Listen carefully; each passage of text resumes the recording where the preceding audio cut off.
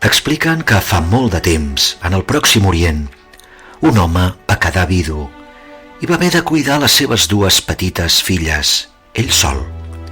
Les filles eren molt intel·ligents i curioses. De fet, estaven constantment preguntant coses al seu pare.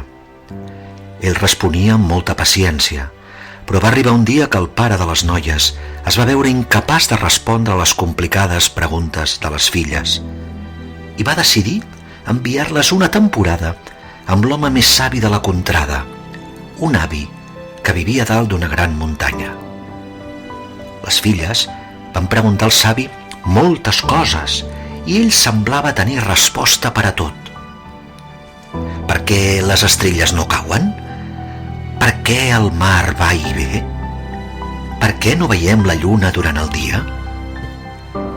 I ell, amb un bondadós somriure, responia amb calma a cada una de les preguntes. Les noies estaven sorpreses. No podia ser que ho sapigués tot. Tal és així que una de les germanes, desitjosa de deixar el savi sense resposta, li va proposar a la seva germana: «Per què no busquem una pregunta que el savi no sigui capaç de respondre?» «I quina pot ser?», va preguntar la seva germana. «Espera, tinc una idea». La noia va sortir de l'habitació i als 5 minuts va tornar amb un objecte embolicat en un drap. «Què portes aquí?», va preguntar la germana amb curiositat.